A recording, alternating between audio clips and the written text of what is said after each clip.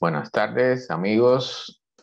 Como siempre, estamos, bueno, como casi siempre, los domingos en horarios de la tarde, tratando de llenar ese vacío que nos queda justo al comienzo de la nueva semana, ¿no? La hora de llegar, regresar al trabajo y comenzar las obligaciones del lunes y el resto de la semana. Entonces, los domingos tratamos de hacer alguna actividad para mantenernos a, a, refrescando la mente, mantener nuestra mente trabajando todo el tiempo. Entonces, hoy vamos a tocar un tema un poco denso, realmente bastante denso, y es un tema que es difícil, es un tema que preocupa a muchísimas personas, que muchos están ya sintiendo los efectos de él y viviendo bajo su influencia, sobre todo las personas que tienen menores ingresos, los que tienen menores posibilidades económicas. Y estamos hablando del cambio climático, o sea, de este problema que tenemos a nivel mundial, donde se están produciendo cambios en el clima del planeta. Una parte, como siempre dicen, le gusta decir a las personas, una parte que son cambios naturales, pero potenciados por la acción del hombre. Y en este caso estamos hablando bueno, de la parte ya que tiene que ver con la influencia del hombre, que es toda la actividad nuestra que genera la quema de combustibles fósiles que genera gases de efecto invernadero, particularmente el dióxido de carbono y también metano, que afectan a la atmósfera. Y por supuesto nos afectan a nosotros, o sea, afectan todo el medio ambiente, toda la biosfera, y nos afectan a nosotros que somos parte de ella. Ese es un punto importante que quiero destacar, que nosotros somos parte del planeta, o sea, nosotros no somos una entidad aparte y que podemos evitar que lo que sucede en el planeta no nos afecte a nosotros. ¿Okay? Entonces, voy a compartir la pantalla para comenzar. Voy a comenzar con algunas noticias. Aquí estamos. Ok. Bueno, le he puesto a la charla el título Puntos de no regreso, porque realmente normalmente los temas que se tocan respecto al tema del cambio climático tienen que ver con ciertos puntos muy constantes, tanto en la prensa como en las conferencias o en los puntos de conversación. Pero hay temas dentro del cambio climático que normalmente no se tocan en público. No porque no se quiera hacer, sino porque tienen, entre comillas, una menor relevancia, son quizás un poco más difíciles de entender, son mucho más difíciles de ver, pero en mi opinión son mucho más importantes incluso que la conversación normal que tenemos en el día a día sobre el tema. Cuando hay algo, suceden como, bueno, aquí acabamos de tener una granizada enorme, y que puede ser algo que en una época normal sería normal, pero o sea, yo los años que llevo aquí, más de 13 años, nunca había visto una granizada en esta zona. Pero bueno, tenemos el tema de esto que en inglés se le dice tipping points, o sea, puntos de inflexión, que es el título, el nombre que se le pone en español, y yo decidí poner a la charla puntos de no regreso porque realmente esa es la amenaza que cierne sobre nosotros con este tema, esta parte del tema. O sea, son determinados puntos muy importantes, algunos de los cuales no estamos exactos de cuándo van a suceder, ni de cuándo vamos a llegar hasta ellos, ni de cuál es el nivel que es requerido para que ese punto pase a la siguiente fase. O sea, nosotros estamos aprendiendo, estamos haciendo un experimento sin precedentes en la historia humana. Entonces, voy a poner algunos datos importantes antes de comenzar, porque, por ejemplo, esta noticia que salió de que el aumento del nivel del mar ya estaba sucediendo justo al comenzar la revolución industrial. O sea, el aumento del nivel del mar no es un problema moderno.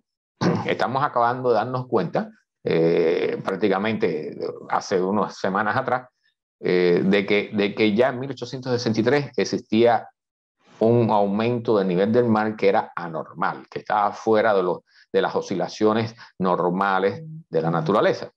¿Okay?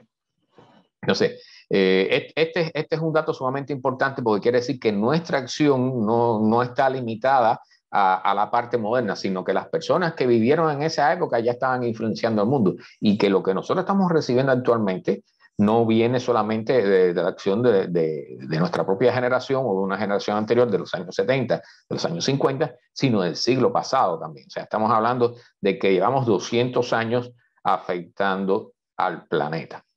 ¿Okay? Esto es sumamente importante. Entonces, hay algunos datos que nos están diciendo que hay cosas que están sucediendo que no son normales, o sea, con las cuales normalmente no se contaba como parte del funcionamiento del planeta. Hay casos aquí, por ejemplo, yo estoy en los Estados Unidos y estoy seguro que cada uno en su país debe haber notado algunos sucesos raros con respecto al clima, ¿verdad?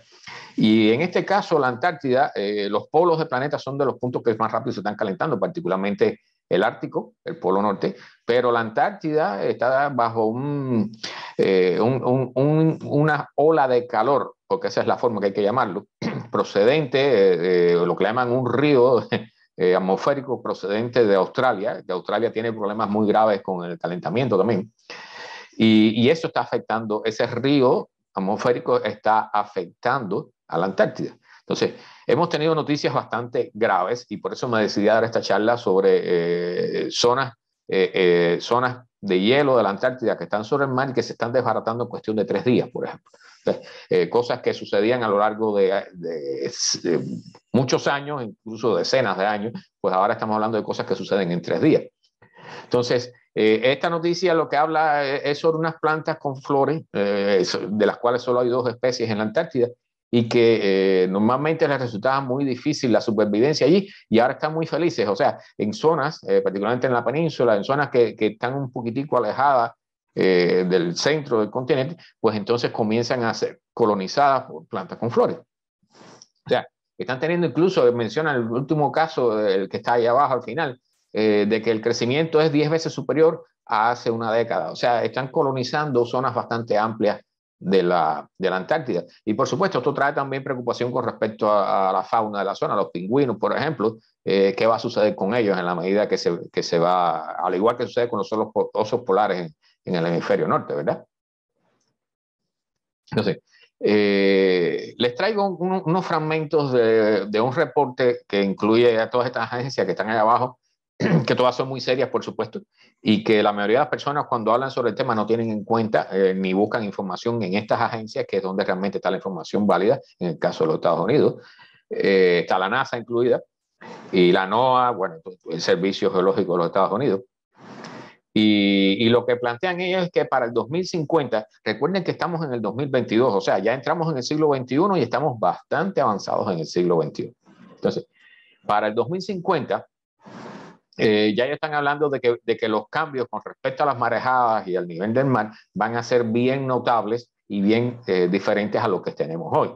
¿Okay? Entonces, es importante, y están diciendo que los lugares que no tengan, que no trabajen en reducción de riesgos y en mejoramiento de la infraestructura para protegerse de los ataques del mar, producto o sea, de eventos meteorológicos extremos, o por casos que vamos a mencionar aquí, que lo hemos visto aquí en Miami Beach, cuando hay las famosas mareas vivas, donde la luna está en cierta configuración con respecto al sol, que ayuda a que el nivel del mar sea un poco superior en la marea. Todas esas inundaciones, todo eso lo vamos a comenzar a ver con consecuencias mucho más significativas. Entonces, aquí voy a leer algunos fragmentos. Se prevé que las inundaciones de marea alta, o sea, a partir de medio metro de altura por encima de la marea más alta normal, aumente con una frecuencia promedio en Estados Unidos de 3 eventos por año en el año 2020, o sea, hace 2 años, cuando ocurrían 3 eventos por año. Bueno, en el año 2050 van a ocurrir más de 10 eventos al año. O sea, vean la diferencia en menos de 50 años, porque ya lo que quedan son 40, 30 y pico años, 30 años. En 30 años vamos a tener un aumento de la cadencia de estos eventos de 3 eventos al año a más de 10. ¿Okay? O sea, todo eso habla y ya está sucediendo. O sea, normalmente las personas aquí no tienen idea o no miran esas noticias o esas noticias no se divulgan mucho. A veces también las compañías de seguro son las que están sufriendo mucho con esto y ya están hablando de que, por ejemplo, para el 2050 no van a tener capacidad para cubrir la economía de todos los desastres que van a existir. ¿okay? Hay casos, por ejemplo, en California con los incendios que están ocurriendo, incendios que desaparecen pueblos enteros. Ya allí las compañías de seguro se están yendo, están abandonando toda la zona y realmente ya no vas a tener, o sea, es un desastre, lo que está ocurriendo es un desastre, o sea, es el comienzo del abandono de zonas de California por la incidencia de los incendios, por el nivel de certificación, ¿okay? Entonces, están hablando de casos para la incidencia de eventos dañinos o destructivos, o sea, por encima del nivel del mar que suba por encima de 0.85 metros hasta 1.20 metros. Van a pasar de 0,3 eventos al año en el 2020 a alrededor de 4 eventos por año en el 2050. O sea, cuando existía un evento de esta naturaleza cada 3 años, vamos a tener vamos a tener 4 en un año. ¿Okay? Para que vean cuánto van a aumentar estos eventos. Entonces, lo que están hablando es que gran parte de la costa ya está cerca de un cambio de régimen de inundaciones con respecto a la frecuencia de inundaciones y en consecuencia también, por supuesto, a los daños. Eso en Miami Beach es muy visible, pero lo hemos visto en Nueva York también. Cuando se inunda el metro de Nueva York, se ha inundado 2 veces ya, al menos que yo sepa, siguiendo las noticias en la medida de las posibilidades. ¿Okay? Entonces, o sea, no es que ocurra una vez un desastre, sino que los desastres se están haciendo repetitivos. Entonces, dicen que actualmente solo una pequeña diferencia de altura entre 0,3 a 0,7 metros separa los casos que son destructivos pero poco frecuentes de los casos frecuentes y que son rutinarios, para decirlo así, entre comillas, ¿no? O sea, son molestos, son menos dañinos, ¿ok? O sea, la diferencia de pasar de un evento que pudiera ser normal algunas veces en el año a un evento catastrófico son mínimas. Es mucho más fácil lo que le llaman el umbral para poder pasar a un evento de graves consecuencias, ¿ok? Entonces, aquí... bueno, vamos a dejar ese otro punto. Vamos a adelantar que no tengo mucho tiempo y tengo bastante información aquí. Entonces, dicen, por supuesto, eso estamos todos claros. Hemos visto subir las temperaturas de forma importante. Las personas que viven en California, por ejemplo, son bien claros en eso. Los que viven en la India saben muy bien lo que está sucediendo, ¿verdad? Las temperaturas globales más altas aumentan las posibilidades de un nivel del mar más alto para fines del siglo y más allá, por supuesto. Las proyecciones del escenario de nivel relativo del mar a lo largo de la costa contigua de Estados Unidos, el CONUS es la sección continental de Estados Unidos, eso no incluye Hawái, por ejemplo, son de aproximadamente de 0,6 a 2,2 metros en 2100 y de 0,8 a 3,9 metros en 2150. O sea, comparando con lo que tenemos ahora, para el 2100 pudiéramos tener una elevación del nivel del mar de hasta 2,2 metros. Y para el 2150 hasta 3,9 metros. Eso depende de muchos factores. ¿Okay? Estos son estimaciones, hay muchos factores que influyen en eso, muchas cosas que pudieran variar, incluyendo nuestra decisión de tomar ciertas medidas para reducir esto, ¿verdad? Que está, por supuesto, no solo en nuestras manos, sino también en la de los políticos. Estos rangos son impulsados por la incertidumbre en las trayectorias de emisiones futuras y la respuesta a los procesos físicos subyacentes. O sea, hay un montón de fenómenos allí. Entonces, estas son estimaciones que, por supuesto, hay que tenerlas en cuenta, pero que tienen cierta variabilidad. Entonces, este nuevo informe que salió, esta segunda parte del informe del IPCC, tiene palabras muy fuertes con respecto a lo que está ocurriendo.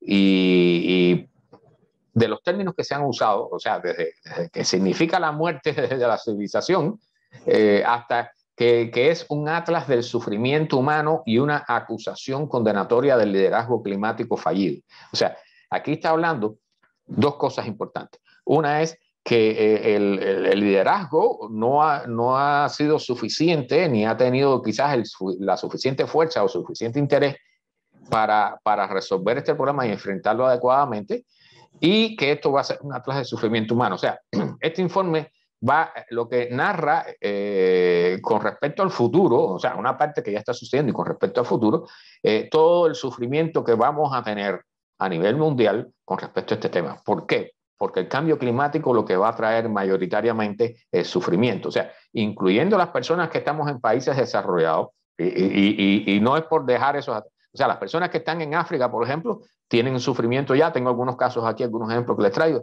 pero van a estar peor. Y de hecho, en el COP26, el acuerdo sobre África, por ejemplo, entre todas las naciones, el acuerdo final sobre el caso de África fue que no había acuerdo.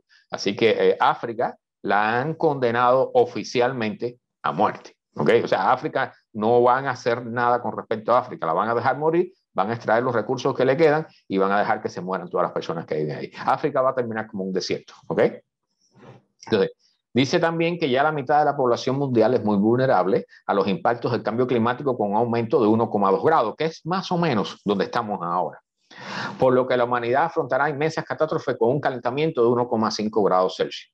O sea, recuerden que el grado Celsius, o sea, cuando dicen 1,5 grados Celsius, en realidad los grados Fahrenheit que están acostumbrados a mencionar en este país son unos cuantos más, ¿ok? Es 1,8 por cada uno. Entonces, el cual se alcanzará en lo que resta de la presente década de seguir el ritmo actual. O sea, a finales de la década del 2020 ya debemos estar a 1,5 grados. Esto contradice un poco el espíritu del famoso Acuerdo de París, que se decía que debíamos limitar el calentamiento a 1,5 grados Celsius. Pues ya estamos en camino para finales de esta década para llegar a ese valor. ¿Sí? Y por supuesto no se va a detener allí. ¿Okay? Una de las cosas que tiene esto es que es un efecto acumulativo y aunque incluso, o sea, el Acuerdo de París lo que planteaba es que debíamos suspender inmediatamente toda la quema de combustibles fósiles. ¿Okay? Como eso no va a suceder ni en sueños, pues evidentemente todo eso va a seguir acumulándose, todo ese efecto, y vamos a seguir más adelante en un aumento de las temperaturas del planeta. Entonces, de superarse la marca de 1,5, aunque sea de manera temporal, se generarán impactos graves adicionales e irreversibles. Eso es importante que se diga, irreversibles. Entonces, cuando tuvimos la pandemia, esos 2 años de la pandemia, particularmente el primer año de la pandemia, hubo una reducción importante, no muy significativa, pero sí lo suficientemente importante en la generación de gases de efecto invernadero. O sea, en la quema de combustibles fósiles se redujo la cantidad de transporte que se usó, muchas industrias se detuvieron, o sea, se redujo toda la actividad humana y por tanto se redujeron las emisiones de gases. Entonces, esto posteriormente ya hemos salido prácticamente de la pandemia, de toda la cerrazón que teníamos la pandemia, pues entonces ahora comenzamos a usar nuestros automóviles, comenzamos a fabricar cosas nuevamente, a emplear los combustibles fósiles nuevamente de una forma, incluso estamos demostrando aquí, o sea, se acaba de demostrar que el incremento de las emisiones globales ha sido muy superior y ha pasado por encima, ha dejado atrás ese pequeño bache que tuvimos durante el inicio de la pandemia, que reducimos todas las emisiones, pues ahora con lo que estamos generando ahora, que se ha pasado por encima de todos los récords que había tenido la humanidad anteriormente, pues hemos dejado ese hueco como si no hubiera existido, o sea, le hemos pasado por arriba y el resultado ha sido pues que tenemos muchas más emisiones, por supuesto. Estamos en un caso peor a como estábamos antes. Y ese es un mensaje importante. O sea, la pandemia debió haberse visto como un punto, una oportunidad que teníamos para cambiar ciertas cosas. Y en lugar de eso, lo único que se escuchaba decir a todas las personas, a todos los políticos, a todas las televisoras, a los diarios, era que todos querían regresar a la normalidad. Y lo que no saben es que la normalidad es parte del problema que teníamos. Y en lugar de aprovechar esa pandemia para comenzar a pensar inteligentemente cómo cambiar las cosas para tener resultados diferentes, pues lo único que queríamos era regresar a la normalidad, regresar a lo que estábamos haciendo antes, y es lo que acabamos de hacer. Y este es el resultado. Entonces, vamos a entrar en el tema estrictamente hablando de la charla, el tema de la charla. Definición de un punto de inflexión, o sea, un punto de cambio importante. Voy a poner un ejemplo relativamente fácil. Cuando usted hierve la leche, eso que bueno, en los países pobres, en mi casa se hacía desde cuando yo era niño, en Cuba, pues se hervía la leche. Usted cuando pone a hervir un jarrito con leche en la candela y sabe que tiene que estar atento porque en el momento que comienza a hervir, nada más que usted vira la cara y hace así y se bota, ¿verdad? Eso es un punto de inflexión, o sea, hay un punto donde usted le da demasiado calor a la mezcla, a la leche, y ya usted no puede evitar que se bote.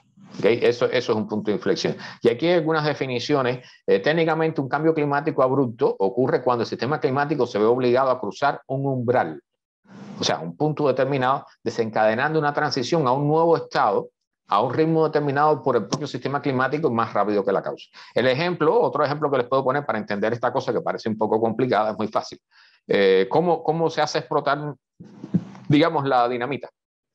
Pues usando una mecha. Entonces, cuando tú enciendes la mecha, tú tienes la posibilidad, por supuesto, de detener la combustión de la mecha en cualquier momento, simplemente cortándola con una tijera, por ejemplo. ¿Okay?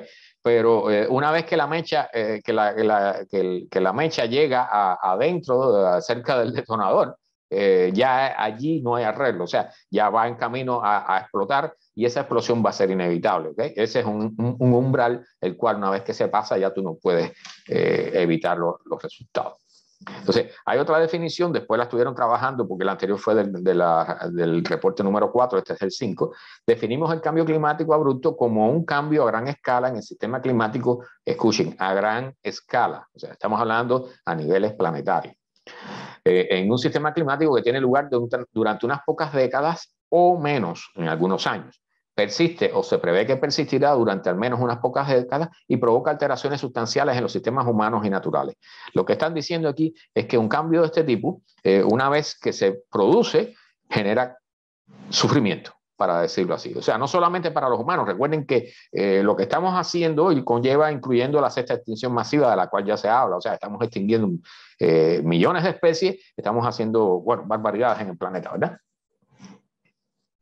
Entonces, por lo general las definiciones de un punto de inflexión se dividen en dos categorías. Una es simplemente que una parte vital del sistema climático muestra algún tipo de comportamiento umbral, y eso significa que una pequeña perturbación alrededor de ese elemento pueda causar un gran cambio cualitativo. Ese es el famoso efecto mariposa. O sea, como dicen, lo que dice la frase es que el aletear de una mariposa en China puede crear un efecto grande aquí en los Estados Unidos, por ejemplo, hablando del clima, ¿verdad? Del tiempo. Entonces, otra definición que plantea que debe haber un mecanismo de retroalimentación positiva asociado con el elemento. ¿Qué cosa es una retroalimentación positiva? Es importante que se entienda esto. Cuando usted está en una fiesta o haciendo karaoke y usted acerca el micrófono a la bocina, se produce un chillido que dispara la amplificación. ¿Por qué? Porque la señal del altavoz que ya está amplificada entra al micrófono y esa se vuelve a amplificar y se vuelve un ciclo de realimentación positiva, o sea que se va incrementando, amplificando y cada vez es más grande. ¿Okay? Esos ciclos ocurren también con respecto al clima en la Tierra y vamos a mencionar algunos casos de ellos, que es el objetivo de esta charla.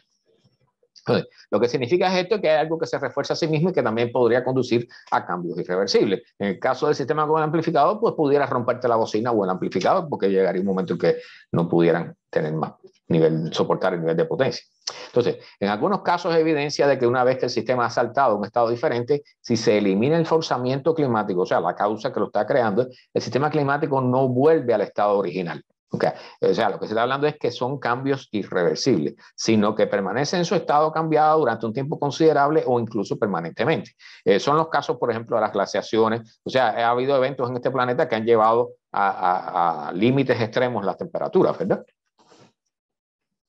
Por ejemplo, parte de la razón por la que Groenlandia tiene una capa de hielo hoy es que la ha tenido durante cientos de miles de años. Estamos hablando del permafrost y cosas por el estilo, que es muy importante entender para esto. ¿Okay? Si la capa de hielo de Groenlandia pasara por un punto de inflexión que conduzca a su desintegración, la simple reducción de las emisiones, o sea, que nosotros tomemos acción después que ya se ha pasado el umbral, no va a resolver el problema. O sea, hay que tomar acción antes de que se pase el umbral y hay que evitar que se llegue al umbral. Después que se pasa el umbral, la reducción de las emisiones puede ayudarte en otras cosas, pero ese problema no se va a solucionar.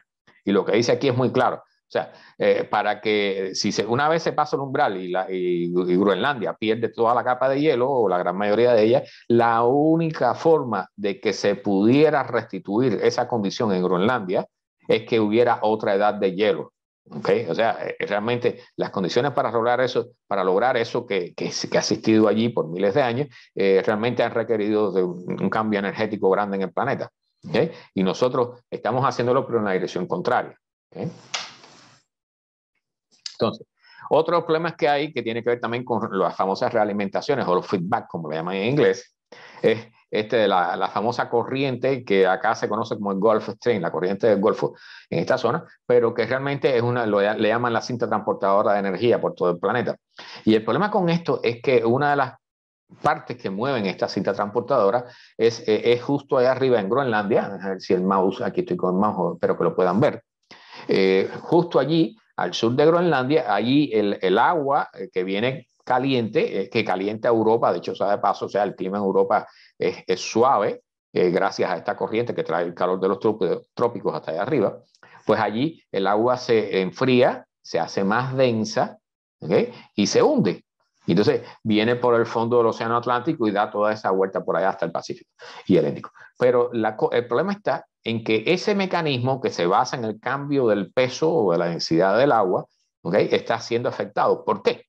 Porque Groenlandia se está derritiendo. O sea, todo el hielo que está encima de Groenlandia, que dicho sea de paso, está encima de la Tierra, pues esa agua dulce que está entrando en grandes cantidades, en varios billones de toneladas al año, está afectando el agua de mar en la zona. Eso reduce su salinidad y por lo tanto hace que no le sea tan fácil hundirse. Si es que, o sea, lo que se está hablando es de que en algún momento esa cinta transportadora pudiera detenerse y eso pudiera causar problemas bien graves o hacerse mucho más lenta.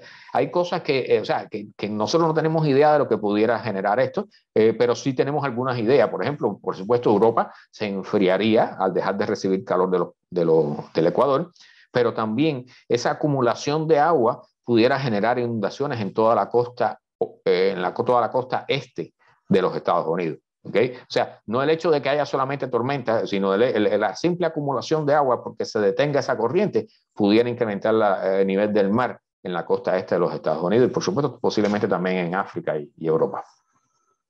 Entonces, aquí, bueno, aquí se explica precisamente eso que estaba mencionando, todo este problema de la ansiedad. Entonces, lo que están hablando aquí, lo que están analizando los científicos es cuáles serían los límites, cuál sería el umbral que dispararía este problema con la corriente del Golfo, con esta cinta transportadora. Entonces, se piensa, los cálculos y que se han hecho y los modelos han llevado a una cifra aproximada de un calentamiento en el planeta, un nivel promedio de calentamiento de entre 3 y 4 grados Celsius, por encima de los niveles preindustriales. O sea, recuerden que ya nosotros estamos a 1,2 grados por encima de los niveles preindustriales. O sea, es suficiente con que suba 2 grados más y pudiera suceder un frenaje de esta corriente, ¿ok? 2, 3 grados más. Entonces, eso es para, o sea, les estoy dando los datos porque es importante que tengan idea de cómo en 200 años hemos producido ese calentamiento de 1 grado, pero por supuesto nosotros ahora somos muchas más personas en el planeta, tenemos mayor nivel industrial, mayor nivel de consumo, de desperdicio y de todo tipo de cosas, así que tenemos mayor actividad, así que el nivel de calentamiento se va a ir acelerando y de hecho está sucediendo. ¿Okay? Entonces, lo que mencionan aquí es que si lográramos llegar a cumplir con los acuerdos de París y limitar el calentamiento a 1,5, pudiéramos estar relativamente tranquilos con que no estaría afectada esta cinta transportadora del océano. No se llegaría al umbral donde se detuviera. ¿Okay? O sea, nosotros no estamos seguros de cómo eso va a ocurrir ni de cuándo. O sea, hay muchos factores. O sea, recuerden, repito, que estamos haciendo un experimento a escala planetaria por primera vez. O sea, estamos como los astronautas. Yo recuerdo una caricatura de los soviéticos en su época, de 3 astronautas que estaban en una nave espacial y se volvían locos y comenzaban a abrir huecos en el casco. Y por supuesto eso es un suicidio, ¿verdad? Nosotros estamos haciendo un experimento similar, o sea, y que nunca se ha hecho en la historia de la humanidad. Entonces, es importante, el segundo punto ahí abajo, es muy importante que hay ya instituciones que están diciendo que las políticas climáticas actuales, globales, ponen al mundo en camino alrededor de 3 grados Celsius de calentamiento. ¿Okay? Después vamos a ver un gráfico, pues es importante eso. O sea, ese 1,5 grados del Acuerdo de París no solo es insuficiente, las políticas que se supone que apoyarían eso, sino que definitivamente nos vamos a pasar de ahí, sin duda alguna. ¿Okay? Entonces, lo que se está hablando, y la frase que se usa en este caso, y la dejé en inglés también y la puse en español para que se vea cómo se escribe, es importante. Estamos viendo lo que llamamos un evento que es de baja probabilidad, o sea, que no sabemos cuándo no tenemos absoluta garantía de que vaya a ocurrir o de cuándo va a ocurrir, pero que tendría un alto impacto en el planeta.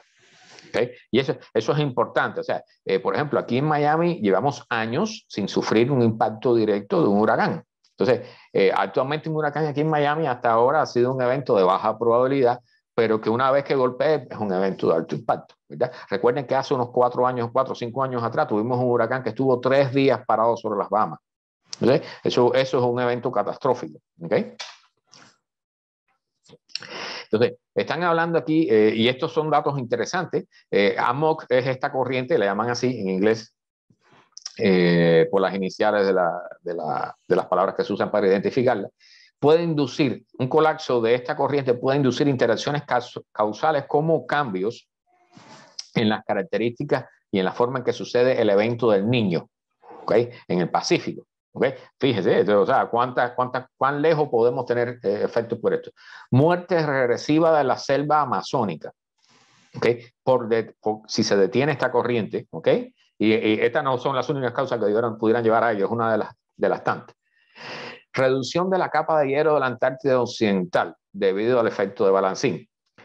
En la zona de convergencia tropical, eso es algo ahí que podemos mencionar después, y la migración del sur y el gran calentamiento del océano austral. O sea, hay toda una zona del océano que está alrededor de la Antártida. Toda esa zona también llevaría a un calentamiento de esa zona. Entonces, otro de los tipping point o puntos de umbrales, desintegración de la capa de hielo de la Antártida Occidental. Y esto yo estoy mencionando las cosas muy rápido porque realmente son unos cuantos puntos los que tenemos. La capa de hielo de la Antártida Occidental es una de las 3 regiones que componen la Antártida. ¿Okay? Está también la Antártida Oriental y la península. Y esta zona occidental ha sido objeto de muchas investigaciones por parte de los científicos porque está a punto, incluso se ha dicho, el último estudio dice que pudiéramos estar a 5 años del colapso de la zona frontal del glaciar, de la zona occidental de la Antártida. ¿Okay? Entonces, lo que se dice es que esta zona occidental, o sea, si ese tapón deja salir todo el hielo que está por encima del terreno, que está encima de la Antártida, y que ese sí contribuiría de forma importante a la subida del nivel del mar, pudiéramos llegar a una subida de hasta de un poco más de 3 metros. O sea, estamos hablando de que, por ejemplo, todas las ciudades costeras tendrían que abandonarse. O sea, Miami, por ejemplo, todo lo que es el sur de la Florida, habría que abandonarlo porque, poniendo ejemplos fáciles, Homestead, la parte más sur, está a 1 metro sobre el nivel del mar. ¿Okay? Si el nivel del mar sube 3 metros, hay que abandonar toda esa zona inmediatamente. Desintegración de la capa de hielo. Bueno, el análisis publicado en Nature, en la revista Nature, en 2018 mostró que la tasa de pérdida de hielo se había triplicado desde 53.000 millones de toneladas al año durante los años 92 al 97 hasta 159.000 millones de toneladas en el 2012 al 2017. Ahora, por supuesto, es mayor. ¿Okay? Y estamos viendo, como mencioné anteriormente, casos de colapso de secciones enormes del tamaño de estados de los Estados Unidos, colapsos en 3 días de secciones enormes de hielo. Entonces, por supuesto, los que están ya encima, o sea, el hielo que está, como el que queda en el Ártico, por ejemplo, o que está encima del agua, ese no contribuye ya al alza del nivel del mar. ¿Okay? Ya ese está tomado en cuenta. Pero el adelgazamiento y el colapso de las plataformas de hielo de esta zona occidental podrían desencadenar un ciclo de retroalimentación positiva que vea una pérdida rápida e irreversible de hielo terrestre en el océano. O sea, es como, bueno, como dije anteriormente, o sea, la entrada de ese glaciar, que es la zona que se está desbaratando y que está siendo muy investigada por los científicos, funciona como un corcho de una botella. Entonces, si ese corcho desaparece, pues todo el contenido de la botella pudiera salir afuera, ¿verdad? Eso es lo que se está hablando aquí. Entonces aquí ven la estructura del glaciar, cómo ha ido yendo hacia atrás, producto, por supuesto, del agua caliente que viene del océano ya, o sea, el agua que tiene mayor temperatura de la que tenía anteriormente. Y este ciclo, que es de realimentación positiva, o sea, un feedback positivo, está amenazando con que eso no solo hace que comience a bajar más fácilmente todo ese glaciar, sino que se rompen más fácilmente, o sea, lo que llaman el calving en inglés, o sea, la ruptura de las paredes frontales del glaciar son más fáciles de suceder que anteriormente. Aquí están los glaciares, o sea, aquí esta imagen tiene los nombres, pero por alguna causa la imagen no sale. Estos son los glaciares que estamos hablando y aquí está el famoso tapón. ¿Okay? También está sucediendo acá en la parte oriental, tuvimos un evento hace cuestión de un mes pasado, de ruptura también de una zona grande de bloques de hielo sobre el mar que se desbarataron también con relativa rapidez. Entonces, están sucediendo cosas muy graves en la Antártida, ¿okay? Y con mucha rapidez. Entonces, bajo un calentamiento sostenido, un umbral clave para la supervivencia de las plataformas de hielo antárticas y por lo tanto la estabilidad de la capa de hielo de la Antártida parece estar entre un calentamiento de 1,5 a 2 grados Celsius. Eso implica, eso por encima del nivel actual, o sea, estamos hablando de, ahora tenemos 1,2, más o menos 1,1, 1,2 por encima de niveles preindustriales, así que si subimos 1,5 grados o 2 grados, vamos a tener una ruptura, un umbral de ruptura en los hielos que están en la Antártida, ¿ok? O sea, eso es algo más que nos debe impulsar a tomar acción para evitar que eso suceda. Dicho sea de paso, en este estudio lo que dicen es que este umbral no menciona, no se hace referencia al calentamiento general del planeta, de la atmósfera del planeta, sino al calentamiento regional de la Antártida, que ahora, por supuesto, con este caso del río atmosférico que está entrando desde Australia, esa ola de calor pues está incrementando y es a eso a lo que se refiere este estudio. Debido a que los polos se calientan más rápido que el promedio global, 2 grados Celsius de calentamiento en la Antártida desde el presente es aproximadamente equivalente a 2 grados de calentamiento global desde los niveles preindustriales. O sea, lo que están diciendo es que el equivalente y a lo que hay que temerle con respecto a la Antártida es que lleguemos a 2 grados Celsius en niveles planetarios. O sea, ahí estamos 1,2, si subimos a 0,8 más, pudiéramos estar pasando un umbral de derretimiento de los hielos de la Antártida. Ahora, otro punto importante, y este le interesa mucho a las personas de lo que es América del Sur, muerte regresiva de la selva amazónica. La selva amazónica es la selva tropical más grande del mundo. Abarca 9 países y tiene el doble del tamaño de la India. La exuberante vegetación es un refugio para millones de especies, de plantas, insectos, pájaros y animales. Eso todo el mundo lo sabe, ¿verdad? Entonces, una selva tropical se sustenta en condiciones muy húmedas, requiere de mucha humedad, pero el bosque en sí mismo juega un papel crítico en el clima local. O sea, este es un mecanismo de retroalimentación que la mayoría de las personas no conocen. ¿Okay? A medida que el bosque se satura con fuertes lluvias, gran parte de esa humedad regresa a la atmósfera a través de la evaporación. Y esa humedad, por supuesto, forma nubes que a su vez vuelve a llover. O sea, es un ciclo que se cierra y se automantiene, un ciclo de realimentación. Además, es importante la transpiración de la humedad de las hojas de las plantas, transfiere agua del suelo a la atmósfera. Es un trabajo que hacen las plantas. ¿Okay? Esa humedad entra por las raíces y sale a través de los agujeritos de las hojas, que se llaman estomas.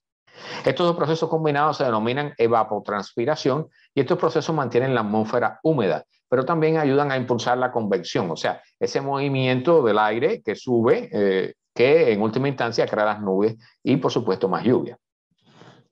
Entonces, una investigación de la década de 70 mostró que el Amazonas genera alrededor de la mitad de su propia precipitación, o sea, la mitad de la lluvia que cae sobre el Amazonas está generada por el mismo bosque.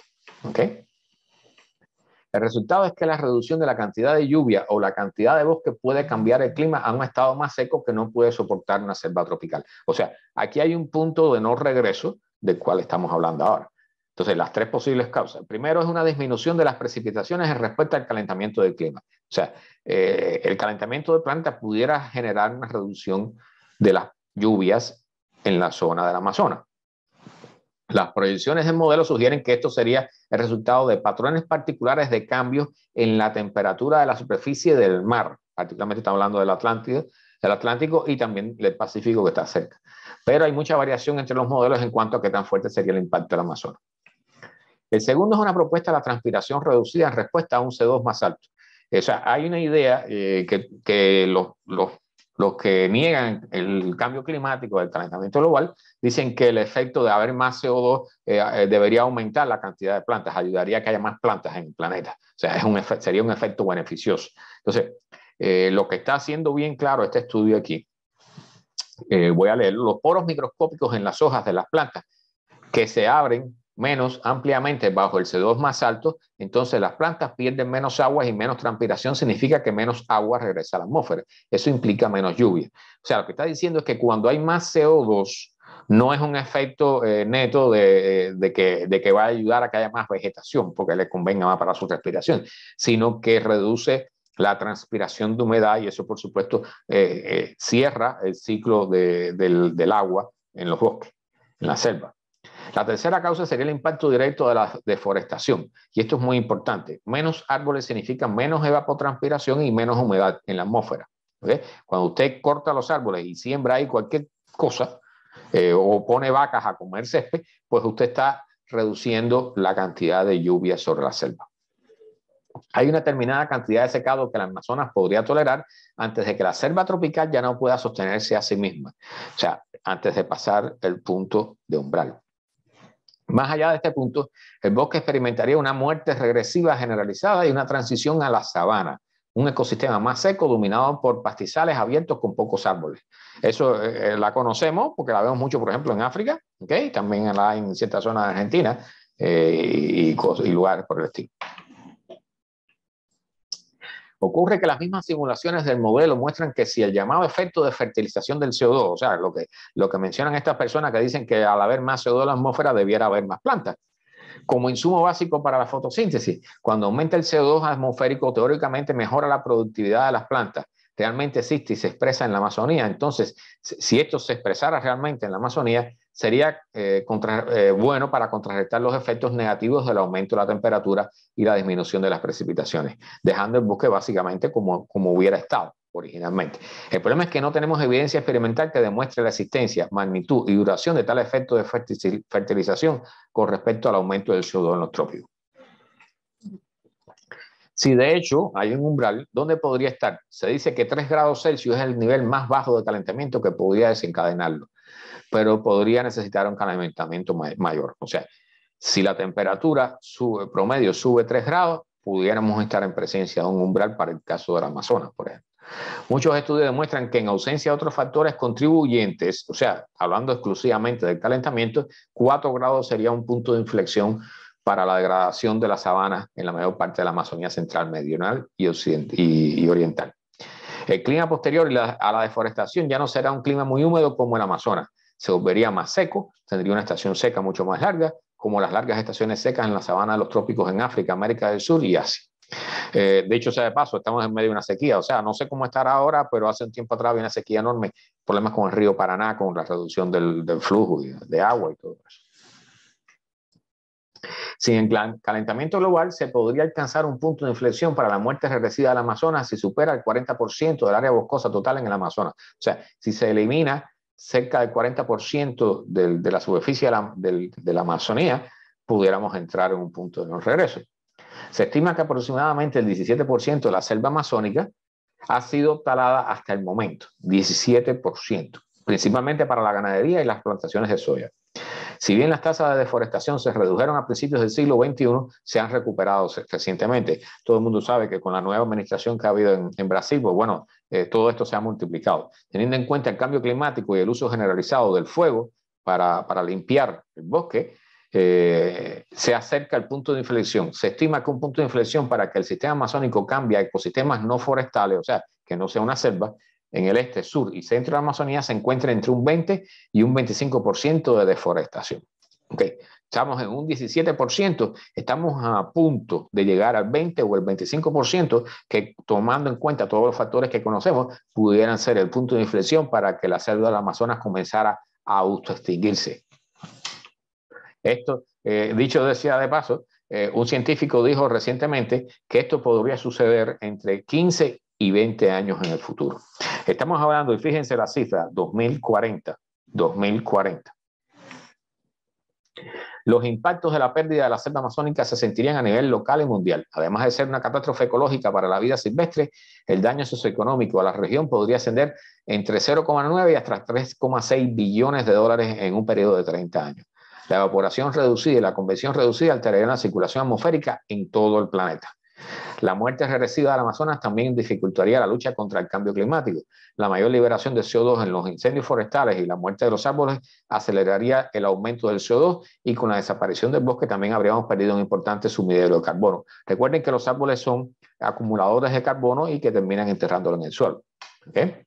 Así que habría que tener hacer acciones mucho más profundas para poder detener el aumento del CO2. O sea, habría que crear tecnologías y habría que sembrar más árboles en otros lugares y cosas por el estilo. Entonces, este es un tweet, pero lo puse porque realmente es una noticia que salió hace un tiempo atrás, que los resultados de unos estudios planteaban que ya la Amazonía, en lugar de ser algo que absorbe carbono, ya se habría transformado, o sea, había pasado el punto de no regreso y estaría ahora emitiendo carbono. ¿Okay? O sea, en lugar de emitiría más carbono que el que absorbe. ¿Okay? Y eso es una noticia grave, por supuesto, bien grave. Entonces, este mapa, que lo pongo cada vez que hay una charla sobre el tema, este es el mapa del futuro. Este es el mapa del futuro de la Tierra. Para aquellos que no lo han visto, yo les invito, pueden buscarlo. Si buscan en Google o en cualquier buscador, calentamiento, ¿cómo sería el mapa mundi, el mapa del mundo con calentamiento de 4 grados Celsius en la atmósfera? ¿Okay? Aquí pueden ver que, por ejemplo, con 4 grados Celsius de calentamiento, recuerden que estamos en camino 3. ¿Okay? Con 4 grados Celsius, la zona de la Amazonía, fíjense, las zonas verdes están aquí arriba, Canadá, ¿okay? Fíjense, ni siquiera Estados Unidos, ¿okay? Canadá, Rusia, el norte de Europa, zonas pequeñas de Australia, una pequeña zona de África y el sur de América del Sur. Las zonas amarillas, las zonas que están en amarillo, son zonas que se van a transformar en desiertos. ¿Sí? Estamos hablando de la China, ¿ok? Toda la zona esta de las altas montañas del Himalaya, Estados Unidos, que está en camino a eso, por ejemplo en Arizona, Nevada, toda esa zona está en camino a desertificarse. La zona, dicho sea de paso, la zona del Caribe, ese color carmelita, incluyendo la zona este de los Estados Unidos, ese color carmelita, lo que implica es que serían zonas que serían prácticamente inhabitables. O sea, donde las combinaciones de temperatura y humedad serían insoportables para la vida. ¿Okay? Incluyendo la vida de los seres humanos. Entonces, fíjense que la Amazonía está yendo hacia una zona donde no va a ser prácticamente un desierto, sino que se va a transformar en una zona prácticamente inhabitable.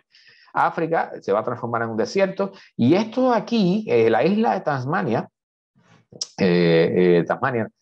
Madagascar, fíjense que está en Carmelita y aquí tenemos una noticia al respecto sobre lo que está sucediendo allí ahora, ¿okay? Desde el año pasado. Y fíjense, bueno, por supuesto, todas las zonas de estos países, la India, imagínense la India y China que tenga que ser abandonada, donde se van a meter 2 billones de personas. ¿Okay? O sea, una parte que no voy a tocar en esta charla, el movimiento de la migración climática que ya está funcionando, ya está ocurriendo, incluyendo aquí en los Estados Unidos. Bueno, ya tienen idea de cuántas personas se van a mover, ¿verdad? Entonces, otro problema grave que tenemos es el permafrost. Y el permafrost, o sea, el permafrost es suelo congelado, o sea, suelo que tiene agua y que ha estado congelado durante al menos 2 años. ¿Okay? Y eso significa que ese suelo no se derrite, se mantiene congelado por lo menos 2 años, esa es la definición técnica de permafrost, pero en realidad el permafrost que conocemos, que está en el norte de Canadá, en la zona de Rusia, en el norte de Rusia, Siberia, todo eso, y alguna zona de América del Sur también, eso lleva congelado por miles de años. O sea, yo no puse imágenes aquí, las he puesto en otra charla, pero busquen lo que está sucediendo con el permafrost porque se está derritiendo. Y ese suelo cuando se derrite, deja de ser el suelo que era. O sea, el permafrost al ser suelo con agua congelada es sólido y sobre eso se han construido edificios, casas, autopistas, aeropuertos, ¿ok? Ahora, cuando todo ese suelo se derrite, se desmorona. Entonces, la parte que está cerca del mar se va desmoronando, ese terreno va cayendo hacia el océano, se va erosionando, pero las partes que no, los pueblos donde viven las personas sobre el permafrost, las casas se están desbaratando, los edificios se están derrumbando, las carreteras se están quebrando, los aeropuertos están también quebrando las pistas y las edificaciones porque pierden los cimientos, o sea, no tienen en dónde apoyarse.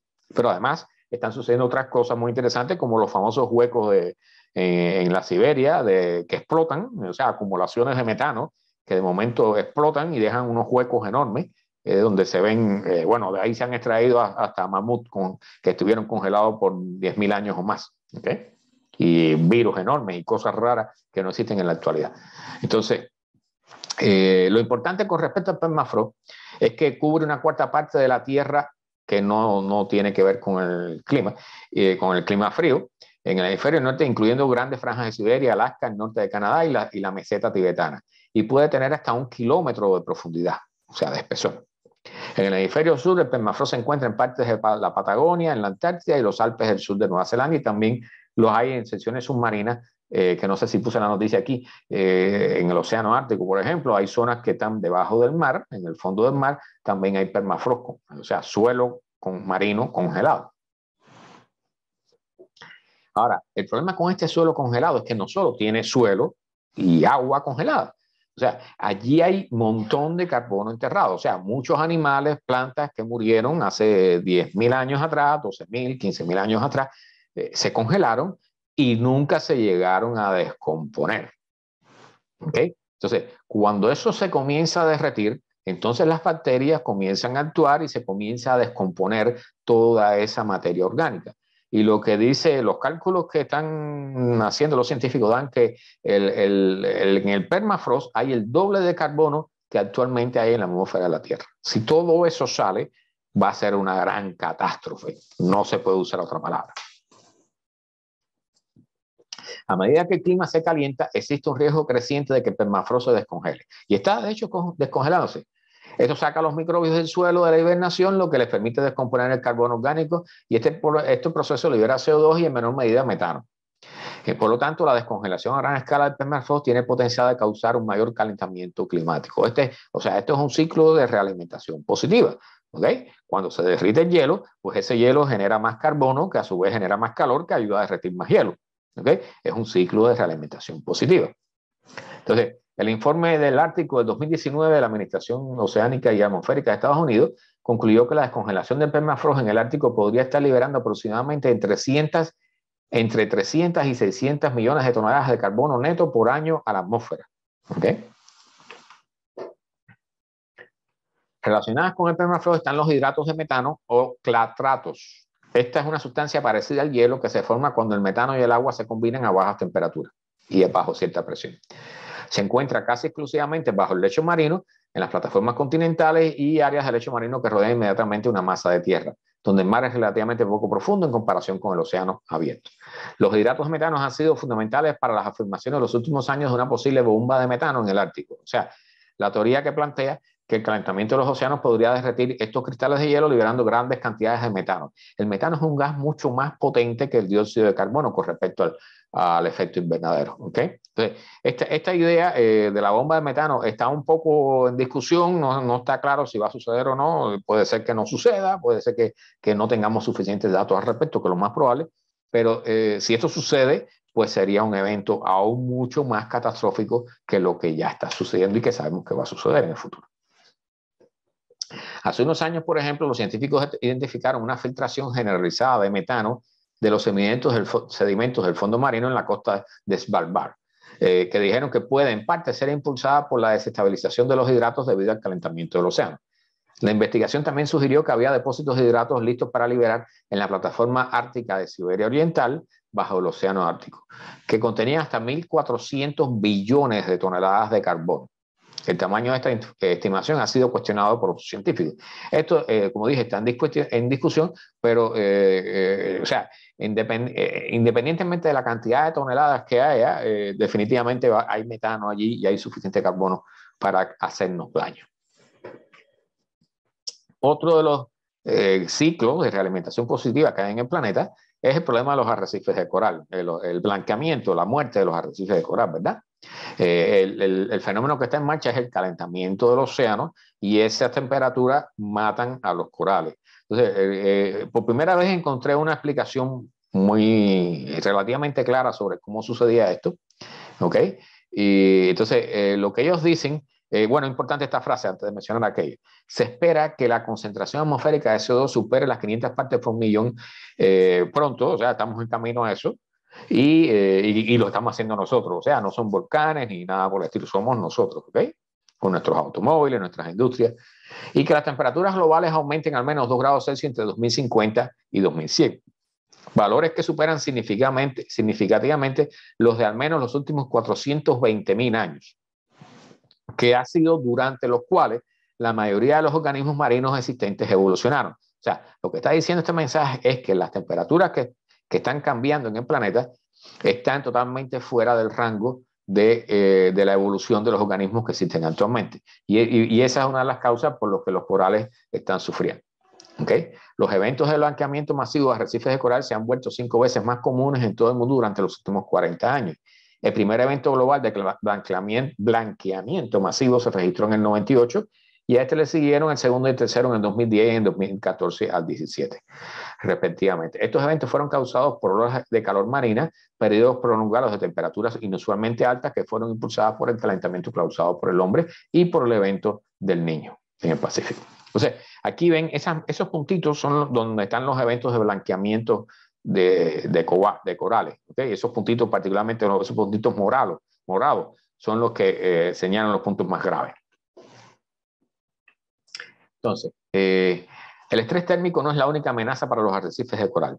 También están en riesgo por otros factores como la sobrepesca, que es otra cosa que estamos haciendo nosotros, las prácticas pesqueras destructivas, que también lo estamos haciendo nosotros, la sedimentación asociada con el aumento del nivel del mar, la escorrentía de nutrientes de la tierra, o sea, el escurrimiento de nutrientes, los daños causados por las tormentas, la acidificación de los océanos, que también lo estamos haciendo nosotros, y los cambios en la circulación oceánica.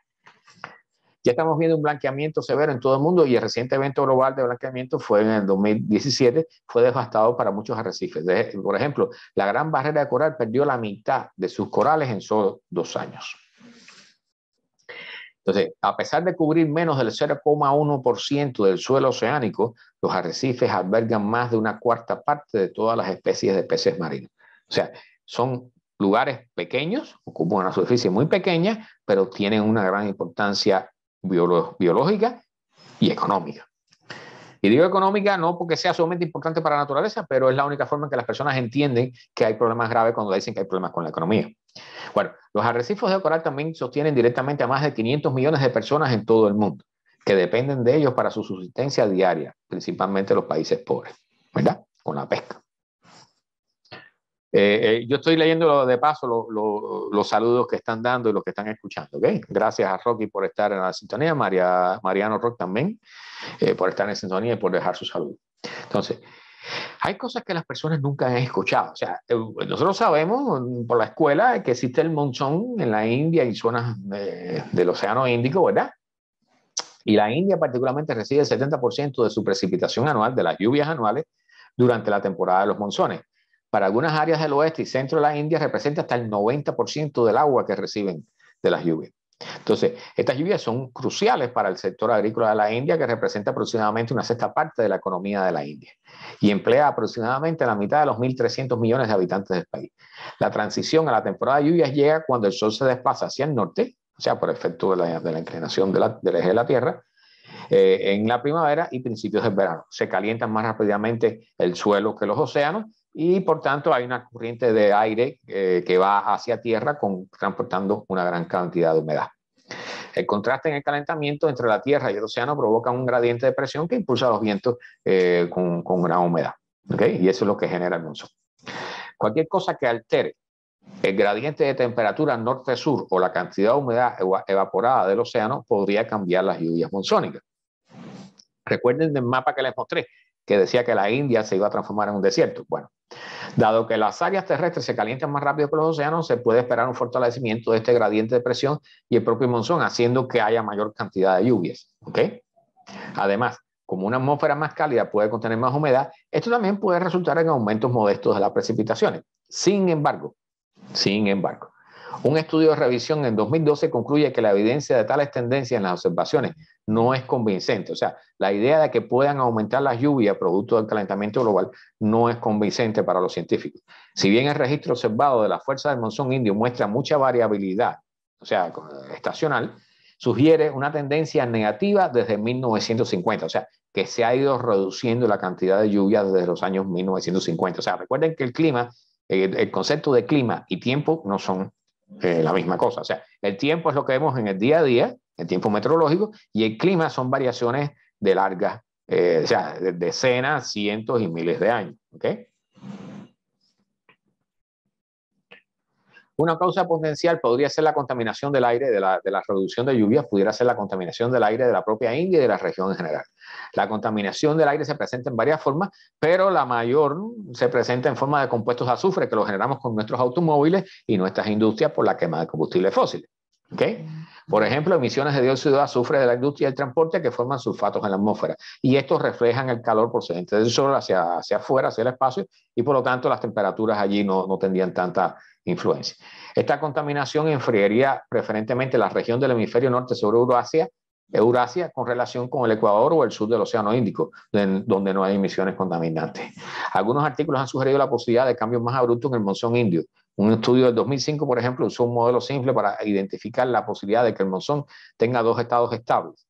Uno húmedo, que es el que conoce todo el mundo ahora, y un segundo estado caracterizado por poca lluvia. ¿Okay? O sea, y allí hay un punto, un tipping point, un umbral, un punto de no retorno, donde sería como un canchumbambé, que si estás ahora en una posición, pero si llegas a pasar a la otra, hay un momento en que te vas al otro extremo. ¿Okay? Y eso pudiera indicar una sequía en la zona. El informe más reciente del IPCC utiliza una serie de escenarios, y este gráfico es muy importante, les invito a que lo analicen y lo miren con cuidado, incluso que lo busquen y lo analicen. ¿Okay? Aquí hay varios escenarios, y dentro de este escenario están los escenarios más bondadosos, los escenarios promedios y los escenarios graves, los más feos. ¿Okay? Entonces, nosotros vamos, o sea, estamos hasta aquí, un poquitico después del año 2000, entonces, estamos tratando de averiguar cuáles son las tendencias. Como no estamos actuando, o sea, esta línea amarilla es cuando es si siguiéramos los acuerdos de París, ¿ok? 1,5 grados de calentamiento. Pero si se fijan, aquí arriba hay líneas que se van al rojo. Y lo que nos están diciendo, y esta marquita roja aquí está en 3 grados, ¿ok? Lo que nos están diciendo es que con todo lo que estamos haciendo actualmente vamos hacia 3 grados en el año 2100, 3 grados de calentamiento. Sin embargo, el peor, el escenario A1F1 lo pone en 4 grados. Y 4 grados, ¿ok? Es una temperatura, es una condición en el planeta que sería realmente catastrófica. Y ya no sé cuántas veces he usado esta palabra, ¿ok? Aquí ven el gráfico más grande, que lo había puesto más grande, no me acordaba que lo había puesto más grande. Aquí pueden ver los diferentes escenarios para estas letras lo que identifican es el tipo de escenario, o sea, el tipo de acción que se toma. En el último escenario prácticamente no se toman acciones y se sigue quemando combustibles fósiles, seguimos usando nuestros automóviles, seguimos usando nuestra tecnología, nuestras industrias y haciendo lo que nos haga. O sea, no tomamos ninguna acción al respecto. ¿Okay? Y fíjense, el gráfico termina en 2100. Pero si lo sigues, la tendencia es a seguir subiendo. O sea, una vez, y también, dicho sea de paso, la atmósfera, nuestro planeta tiene un tipping point, un umbral, un punto de no retorno, a partir del cual, si sube la temperatura hasta ese punto, a partir de ahí va a seguir subiendo y subiendo y subiendo hasta, bueno, no sabemos hasta dónde. Recuerden que tenemos el caso de Venus a la vista. O sea, el planeta Venus, tú tienes prácticamente toda esa atmósfera de dióxido de carbono y allá hay un efecto invernadero disparado donde la temperatura en la superficie funde el plomo. ¿Okay? Por supuesto, allí no puede vivir nadie. Vuelvo a poner el mapa. Este mapa tiene varias cosas, o sea, hay muchos análisis que se han hecho, tiene varias cosas que se consideran errores puestos aquí, pero yo les invito a buscarlo y analizarlo. Porque plantean, por ejemplo, que en el Sahara, en Estados Unidos, acá en Arabia, se pondrían paneles solares, aquí todo eso se llenaría de paneles solares para obtener energía. Y esta zona que no lo dije anteriormente, esta zona que se ve en verde, se supone que, dicho sea de paso, Rusia se está afilando los dientes porque piensan que en el futuro van a tener terreno para sembrar y para ser el granero del mundo. ¿Okay? Pero es importante recordar que toda esa zona que se ve allí verde, lo que está diciendo que está verde es porque las temperaturas serían aceptables para sembrar. ¿Okay? Pero recuerden que toda esa zona es permafrost. O sea, ese suelo no sería un suelo como el que conocemos, las tierras rojas por acá donde se siembra y toda esa serie de cosas. Es un suelo de permafrost que estaría totalmente desbaratado y que no se sabe cómo terminaría esa historia. O sea, allí van a salir muchas cosas, incluyendo virus enterrados durante miles de años, decenas de miles de años. Puede haber cualquier tipo de enfermedades, el terreno no sabemos qué forma va a coger. O sea, el permafrost, una vez que se derrita y se derrumbe todo eso y quede como una capa, no sabemos qué condición va a tener eso, si va a ser fértil o no. Entonces, la desintegración de la capa de hielo de Groenlandia, y ya estoy cerca de terminar, yo sé que he sido bastante extenso. La capa de hielo de Groenlandia es la segunda masa de hielo más grande de la Tierra. ¿Okay? Se dice que si se derrite todo el hielo de Groenlandia, el nivel del mar subiría 7 metros. ¿Okay? Si el nivel del mar sube 7 metros, y no estamos hablando de algo que veríamos en nuestra vida, ¿okay? No debemos verlo en nuestras vidas, incluyendo para los muchachos jóvenes que nos están viendo. ¿Okay? Pero si eso sucede, hay que abandonar prácticamente todas las ciudades más importantes del planeta Tierra. Recuerden que si se derrite la Antártida, el nivel del mar subiría 60 metros. ¿Okay?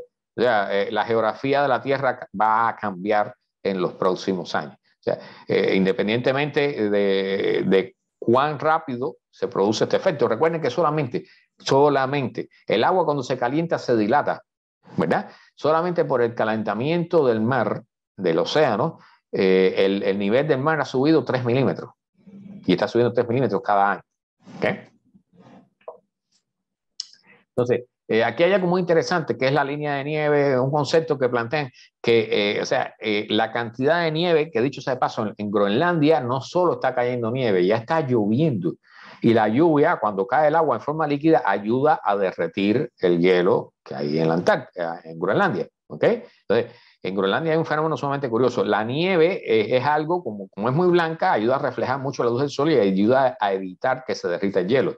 Cuando sucede el proceso contrario, cuando no cae nieve o cuando cae agua en forma de lluvia, entonces el proceso se invierte y se incrementa el derretimiento de hielo. Entonces, este límite de calentamiento de 1,5 pudiera ser un compromiso de cambio mucho mayor y posiblemente irreversible para Groenlandia también. ¿Okay? 1,5 grados, recuerden que es el sueño de los acuerdos de París que no vamos a cumplir.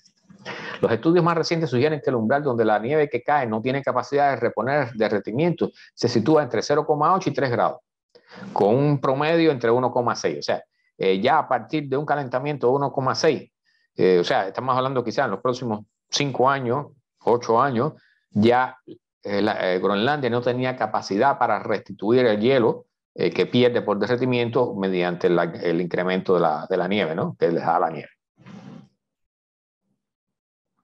En 1000 años, la capa de hielo de Groenlandia se verá significativamente diferente a la actual. En 1000 años. No solo la de Groenlandia. ¿Okay? Recuerden que los glaciares están desapareciendo en todas partes del mundo. Entonces, los escenarios que están dando, y esto solamente pongo los datos porque son sumamente curiosos, para un escenario bastante modesto, 2,6 grados, del 8 a 25% de desaparición de hielo, contribuyendo hasta casi 2 metros de altura en el nivel del mar. Para casos peores de 4,5 grados, desaparecería entre el 26, se derretiría entre el 26 y el 57% y llegaríamos a tener hasta 4 metros de nivel de incremento de nivel del mar. Y para un caso de 8 grados, que fíjense que se está analizando, ¿ves? Se pudiera derretir completamente Groenlandia y pudiera llegar hasta 7 metros, eso por supuesto quizás dentro de 500.000 años, ¿ok? Entonces lo que recomienda, bueno, buscar el calentamiento menor posible en el planeta, por supuesto.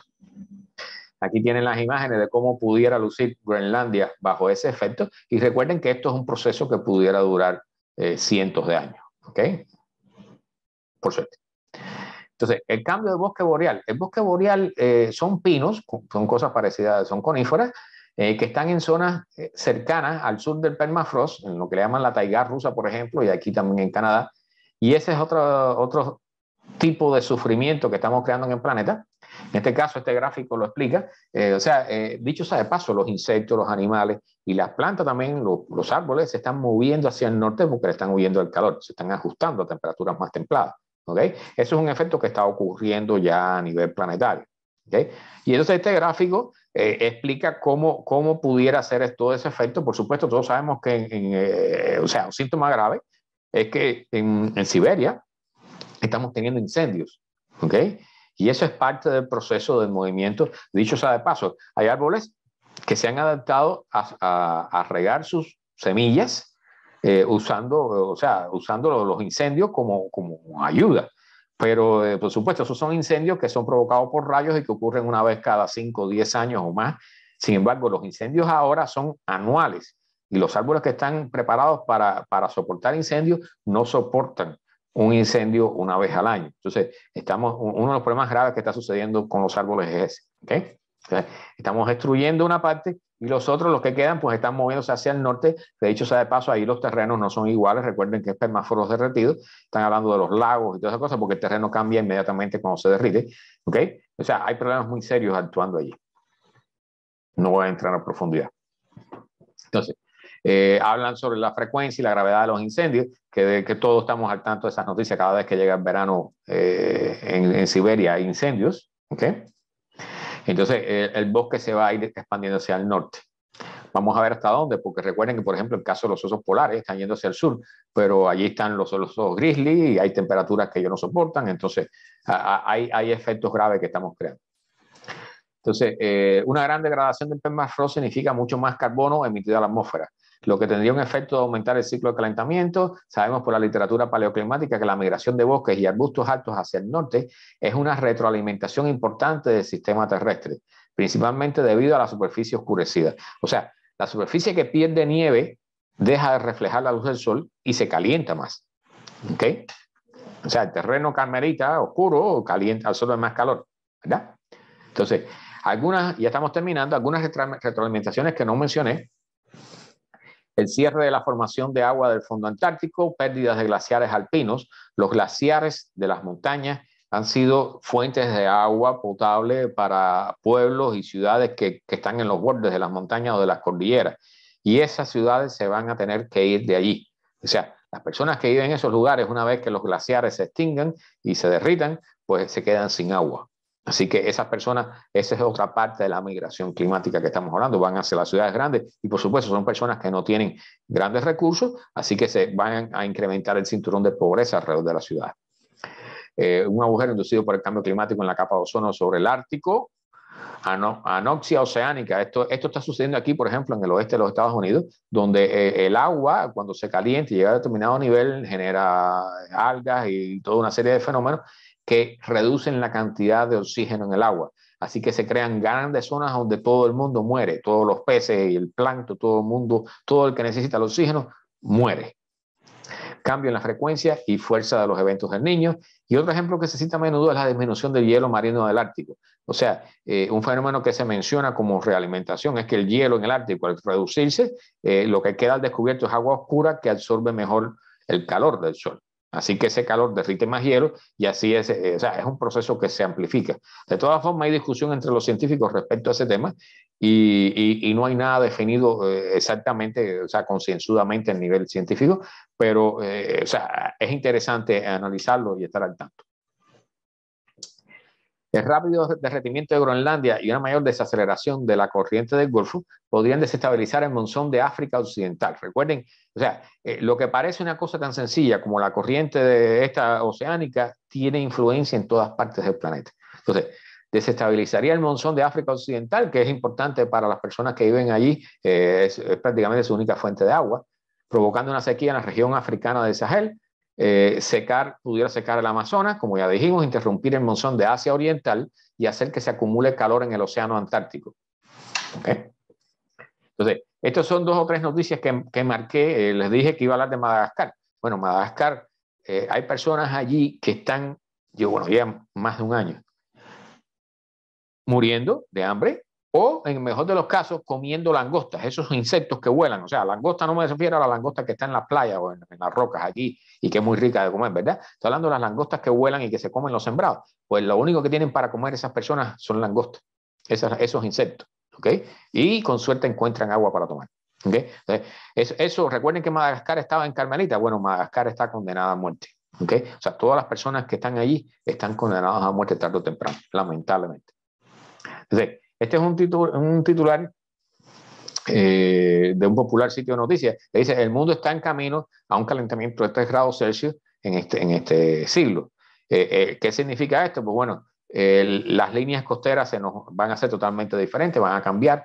Bangkok, la ciudad de Bangkok va a estar debajo del agua. Decline masivo de las poblaciones de peces, que la pesca es un punto importante para muchas poblaciones. Más sequía, más inundaciones y más olas de calor. Entonces, termino con el mapa y voy a dar lugar voy a ver si hay algunas preguntas. Termino con el mapa que se supone que así sea la Tierra quizás dentro de 100, 200 años y estamos yendo en camino hacia eso. ¿Okay? Entonces, es importante que este mapa se le muestre a las personas y a los políticos que ayudan a tomar decisiones para que tengan una idea de hacia dónde estamos yendo y, entre otras cosas, que se den cuenta que no solo, o sea, que es más importante esto que una carrera política o que ganar dinero para resolver el problema del pasado mañana. ¿Okay? O sea, yo sé que todo el mundo necesita alimentarse, que necesita ganar su dinerito para sobrevivir, toda esa serie de cosas, pero tenemos que hacer que las personas que toman decisiones se preocupen por esto y tomen decisiones adecuadas para protegernos, para ayudar a reducir el calentamiento, para ayudar a reducir los efectos de las emisiones, ayudar a reducir las emisiones siempre que sea posible y ayudar a tener más y mayor cantidad de energía renovable. ¿Okay? O sea, hay un montón de acciones que hay que tomar que no son el objetivo de esta charla, pero que quizás en el futuro hablemos un poco de eso.